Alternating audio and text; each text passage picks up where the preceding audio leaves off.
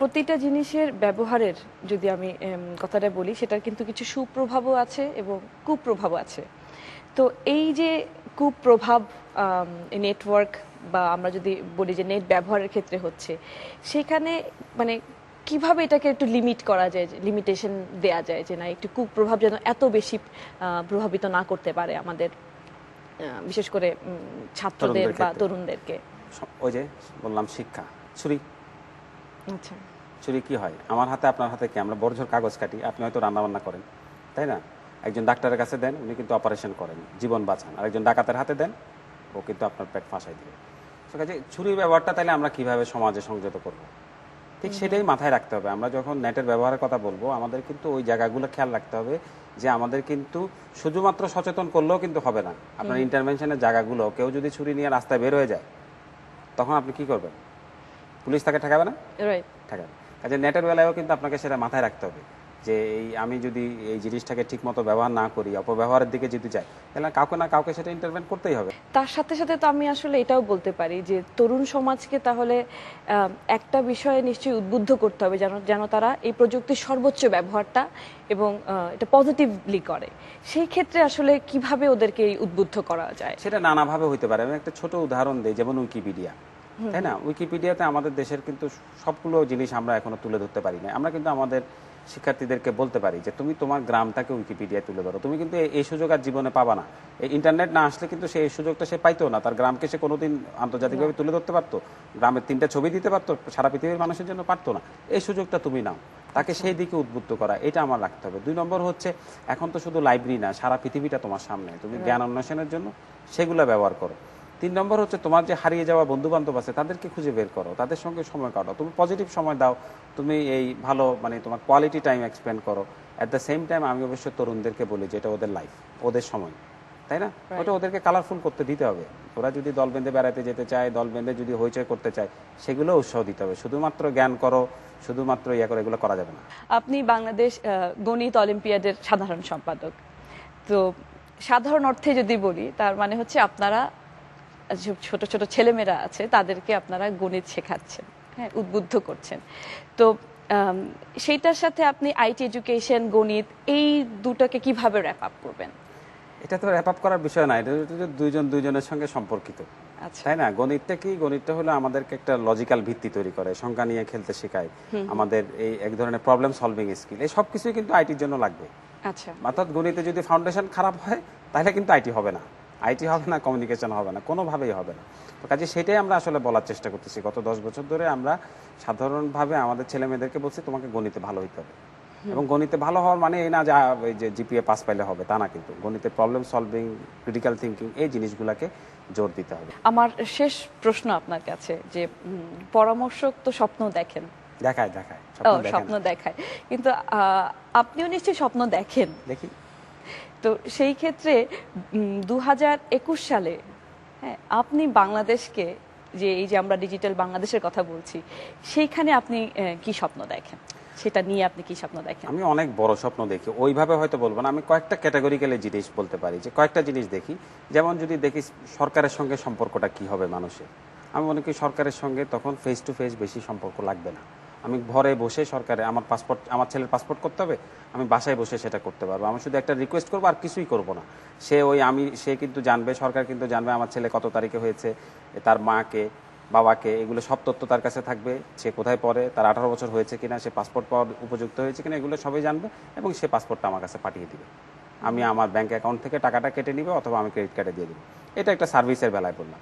আমি আমার ছেলে মেয়ের শিক্ষার কথা যদি বলি, তাহলে আমি মনে করি যে তখন আমাদের শিক্ষা ব্যবস্থাটা এমন হবে যে দুটোর পরিবর্তন আমি শিক্ষাক্ষেত্রে আশা করি। একটা হচ্ছে যে আমার শিক্ষা ব্যবস্থাটা আধুনিক হবে। আচ্ছা, আধুনিক বলতে সে প্রবলেম সলভিং করতে পারবে, সে মুখস্থ করবে না। আচ্ছা, মুখস্থ করবে না, সে ওই বই কতগুলো থাকবে সেগুলো দেখে দেখে লিখবে, এইসব করবে না। সে সত্যিকারের জ্ঞান ভিত্তিক একটা সিস্টেমের জন্য তৈরি হবে। এবং আরেকটা যেটা দেখি, সেটা হচ্ছে সারা দুনিয়াটাকে সে তার এই শিক্ষার উপকরণ হিসেবে ব্যবহার করবে।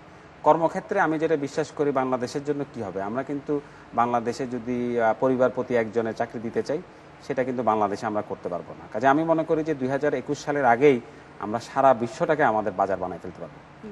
তো কাজে আমাদের লোকজন তখন বাংলাদেশে বসে, সে সারা বিশ্বের যে কোনো জায়গায়, সে হয়তো জাপানে কাজ করতেছে কিন্তু বসে আছে হয়তো বুরুঙ্গামারিতে, সেই কাজটা হবে। এবং আরেকটা যেটা আমার কাছে সবচেয়ে বেশি গুরুত্বপূর্ণ মনে হয় সেটা হচ্ছে যে আমাদের মানুষদের মধ্যে একটা বড় ধরনের পরিবর্তন হবে, তাদের মাইন্ডসেটের একটা বড় ধরনের পরিবর্তন হবে। যেমন সরকারি কর্মকর্তারা কখনো নিজেদেরকে প্রভু ভাববে না, তারা ভাববে যে তারা হচ্ছে সেবক, তাই না? ছাত্র শিক্ষার্থীরাও মনে করবে যে যারা যত দাবি দাওয়া করে সবগুলা কিন্তু পূরণযোগ্য না, একটা গরিব দেশ চাইলেই সবকিছু পূরণ করতে পারে না। তখন তারা সেটা তাদের কাট অফটা বুঝতে পারবে কোন সময়। এবং সবচেয়ে গুরুত্বপূর্ণ, তারা এমন সব বিষয় নিয়ে লাফালাফি করবে না যেটা শেষ বিচারে তাদের কাজে আসবে না, সেই বোধটুকু তাদের তৈরি হবে। আমাদের শিক্ষা ব্যবস্থাটা শেষ বিচারে কিন্তু আমি মনে করি যে এইটুকু মাত্রায় পরিবর্তন হবে যে আমরা অন্তত নিজেদেরকে মানুষ ভাবতে শিখবো, আর কি স্বপ্ন দেখতে শিখবো, স্বপ্ন দেখাইতে শিখবো। আমি একদম মানে হলফ করে বলতে পারি যে আজকে এই অনুষ্ঠান যারা দেখছে, আপনি আসলেই আমাদেরকে স্বপ্ন দেখাতে সাহায্য করছেন, এবং আমরা আশা করি যে আমরা স্বপ্ন দেখছি সেই স্বপ্নগুলো সফল হোক। আর মুনির হাসান, আপনাকে অসংখ্য ধন্যবাদ আমাদের এই অনুষ্ঠানে আসবার জন্য। আপনাকেও ধন্যবাদ। টেক গল্প শেষ হলো, কিন্তু ব্রেক গল্প শুরু হলো।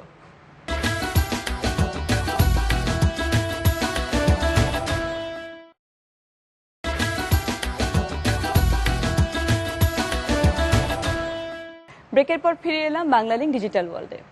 প্রযুক্তি নিয়ে আমাদের অনেকেরই কৌতূহল, সেই কৌতূহলের কিছুটা মেটাতে আমাদের এখনকার আয়োজন tech news.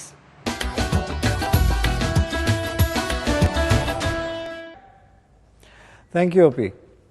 Banglalink digital world tech news সেকশনে আপনাদেরকে স্বাগতম।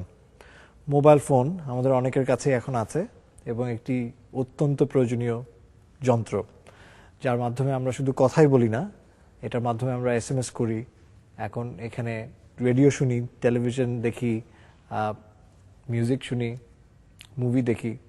তো এই মোবাইল ফোন একসময় অনেক বড় আকৃতির ছিল এবং আস্তে আস্তে এটা ছোট আকৃতির হয়ে এসছে। অনেক বাটনওয়ালা ফোন ছিল, এখন একদম বাটনবিহীন টাচ স্ক্রিনের ফোন চলে এসছে। সেই রকম একটি যন্ত্র আমার হাতে যেটি আছে, তার মধ্যে শুধু একটা বাটন আছে। বাট একটা সময় ছিল যখন কিবোর্ড, স্ক্যানার ছাড়া আমরা কোনো ইনপুট দিতে পারতাম না কম্পিউটারে, বা ফোনে যখন বাটন না থাকতো তাহলে কোনো কিছু ডায়াল করা যেত না। চলুন আমরা দেখি এই টাচ স্ক্রিন কত রকমের ডিভাইসে ব্যবহার হচ্ছে।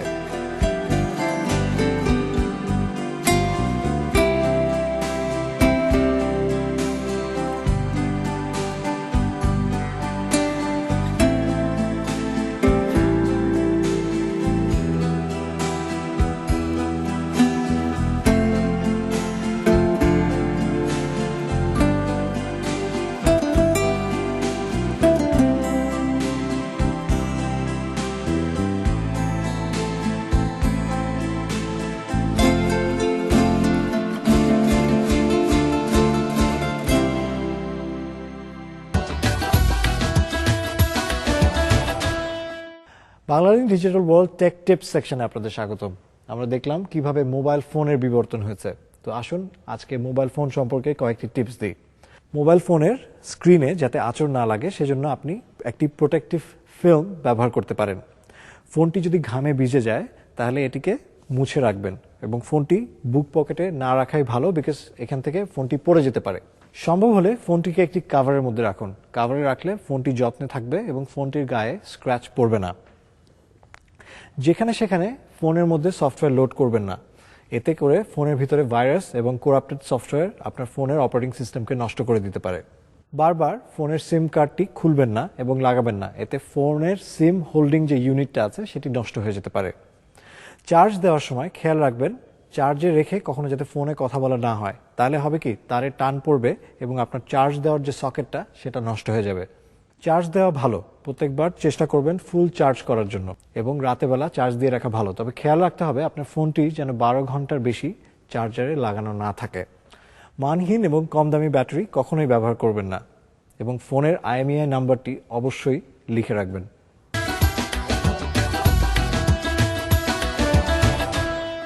এবার আপনাদের প্রিয় বিষয় কুইজ, কারণ কুইজ মানে পুরস্কার, কিন্তু তার জন্য চাই প্রশ্ন।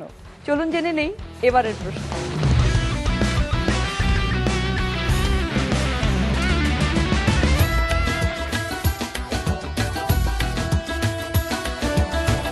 পুরস্কার পেতে হলে মানে উত্তর দিতে হলে কি করতে হবে? আপনার মোবাইলের মেসেজ অপশনে যান, অপশনে গিয়ে টাইপ করুন DW, স্পেস দিন, তারপরে সঠিক উত্তর A অথবা B অথবা C পাঠিয়ে দিন 4567 নাম্বারে, বাংলালিংকের যে কোনো নাম্বার থেকে। এবার দেখে নেই গত পর্বের প্রশ্ন এবং গত পর্বের বিজয়ীর নাম।